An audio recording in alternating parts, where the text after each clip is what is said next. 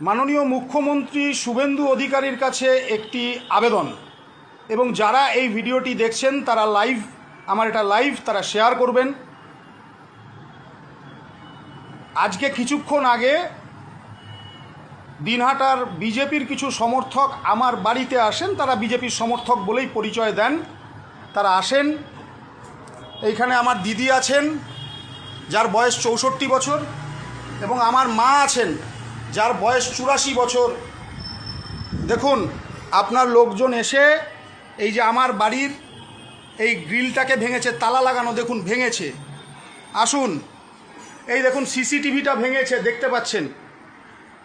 তারা এপাশ দিয়ে আসে, এই যে দেখুন, এই দেখুন তারা ডিম ছুঁড়ে মারে, কাদা দিয়ে মারে,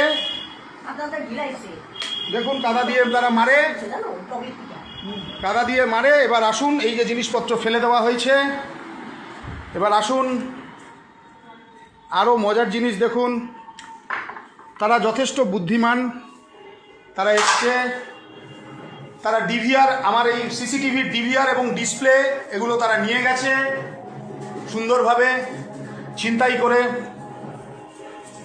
তারা এগুলো নিয়ে গেছে। কারণ কি জানেন? কারণটা হচ্ছে কোনো একটি মানুষের বিপদের সময় আমি দাঁড়িয়েছি। এবার আমার ইতিহাসটা আপনাকে জানতে হবে, মাননীয় মুখ্যমন্ত্রী, আমার ইতিহাসটা জানতে হবে। আমি ছিটমহলের আন্দোলন করেছি, 51,000 নাগরিকত্বহীন মানুষের নাগরিকত্বের জন্য দীর্ঘ 27 বছর 28 বছর আন্দোলন করেছি। নাম্বার 1। নাম্বার 2, পশ্চিমবাংলার মানুষের মুক্তির জন্য তৃণমূলের মমতা বন্দ্যোপাধ্যায়ের অত্যাচারের বিরুদ্ধে, তখন আপনিও তৃণমূলটা করেন, দুঃখ করে বলতে হচ্ছে, তখন আপনিও তৃণমূলটা করেন, তখন তৃণমূলের অত্যাচারের বিরুদ্ধে, এই উদয়ন গুহর অত্যাচারের বিরুদ্ধে আমি বিজেপিতে জয়েন করি। আপনার দলের বর্তমান একজন নেত্রী আছেন পিয়ালি দাস, তার বাবার মৃত্যুর পরে তিনি দিনহাটায় ফিরতে পারেন না, তাকে আমি ফেরাই, তাকে নিয়ে আসি নিজে। তারপরে আপনার বর্তমান যিনি বিধায়ক আছেন অজয় রায়, 21 সালে তিনি তখন নগদ এসছিলেন, নতুন এসছেন তিনি, ভালো কথা। এবার এই লোকগুলো খুব ভালোভাবে তারা জানে যে আমি প্রতিবাদ করতে জানি। কারণ অজয় রায়ের বাড়ি যেদিন ভাঙচুর হয়, অজয় রায় উদয়ন গুহর হাত ভেঙেছিল 4 তারিখ, 2 তারিখ উদয়ন গুহ 57 ভোটে হেরে যায়। সেই কাউন্টিং হলের সর্বশেষ ব্যক্তিটা দীপ্তিমান সেনগুপ্ত। জেনে রাখুন, সর্বশেষ ব্যক্তিটা দীপ্তিমান সেনগুপ্ত।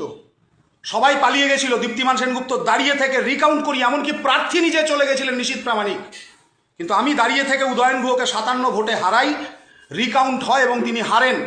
তারপরে 4 দিনের মাথায় কাউকে না বলে দিনহাটার জনগণ উচ্ছন্নে যা, কিচ্ছু দেখার দরকার নাই, নিশীথ প্রামাণিক এখান থেকে চলে গেলেন। এবং 4 তারিখ উদয়ন গুহর হাত ভাঙার পরে 5 তারিখ 5ই মে 2016 সাল দিনহাটায় সন্ত্রাস হয়েছিল।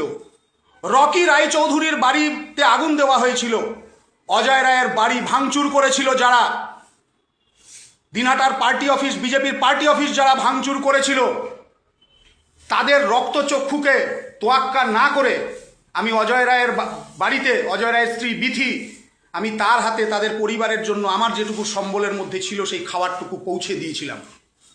রকি রায়চৌধুরীর বাড়িতেও তার ভাগনা ছিল, আমি তাকে পৌঁছে দিয়েছিলাম।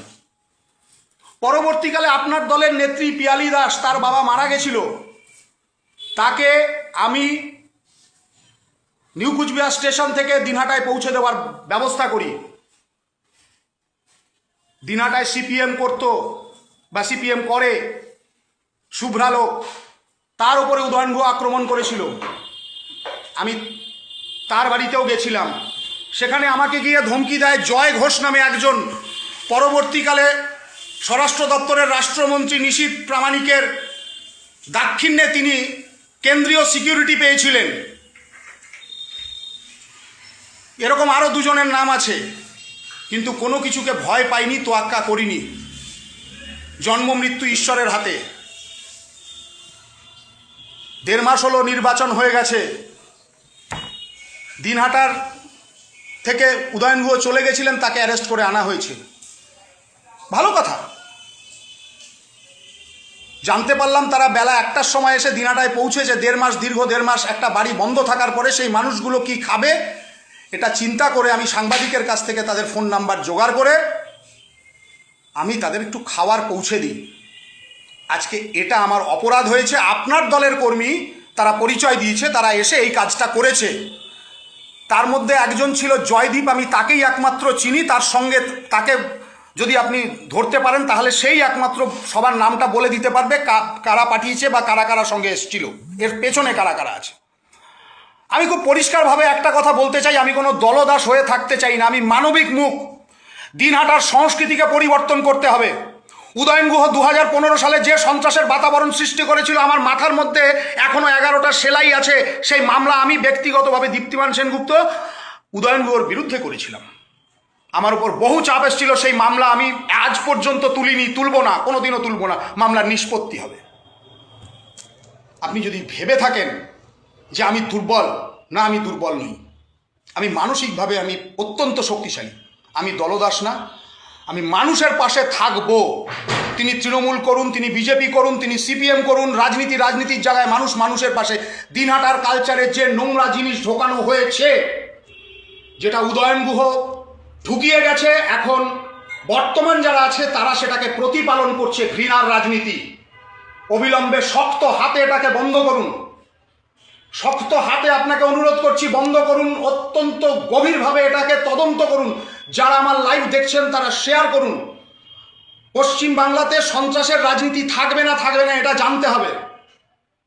আমি কেন তার বাড়িতে খাবার পৌঁছে দিতে গেছি সেটা আমার অপরাধ। আজকে 84 বছর মার ওপরে যারা ডিম ছুঁড়ে মেরেছে, আমাকে যারা ডিম ছুঁড়ে মেরেছে, আমি তাদের রাজনৈতিক ইতিহাসটা জানতে চাই। তারা দুদিন আগেও চুপ করেছিল। আপনি কি ভাবছেন এইভাবে আপনি সবাইকে আটকে রাখতে পারবেন?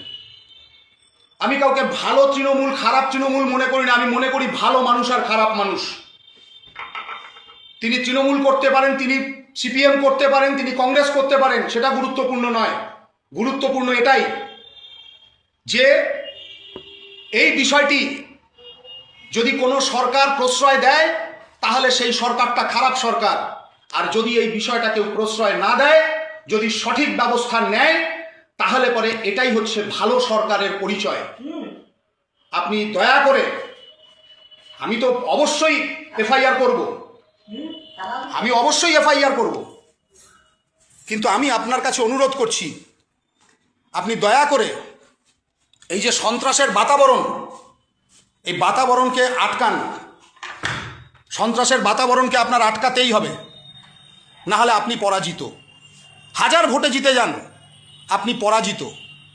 আর যদি সন্ত্রাসের বাতাবরণকে আপনি যদি না করতে পারেন, তাহলে পরে আপনিও কিন্তু মমতা ব্যানার্জির থেকে কোনো ভিন্ন মানুষ নন, আমি এটা মনে করি। তাই মাননীয় মুখ্যমন্ত্রী এবং আমাদের শ্রমিক ভট্টাচার্য রাজ্য সভাপতি, তাকে অনুরোধ জানাচ্ছি যে আমাদের দলে যারা এই রকম মানুষ যারা ঢুকেছে তাদের অবিলম্বে চিহ্নিত করে তাদের বিরুদ্ধে ব্যবস্থা নিন। আমি দুর্বল চিত্তের মানুষ নই। দুর্নীতি আমাকে কোনোদিন স্পর্শ করেনি, দুর্নীতি স্পর্শ করতেও পারবে না। কিন্তু আমি দলদাস হয়ে থাকতে পারবো না। যেখানে মানুষ বিপদে পড়বে সেখানে আমি যাব, এটা আপনাকে বলে রাখলাম। আমি মাননীয় মুখ্যমন্ত্রীকেও, পূর্ববর্তী যিনি মুখ্যমন্ত্রী ছিলেন মমতা বন্দ্যোপাধ্যায়, তাকেও একই ভাষাতে বলেছিলাম, আপনাকেও বললাম। বাকি শুনবেন কি না শুনবেন সেটা আপনাদের দায়িত্ব, আপনারা ভালো জানেন।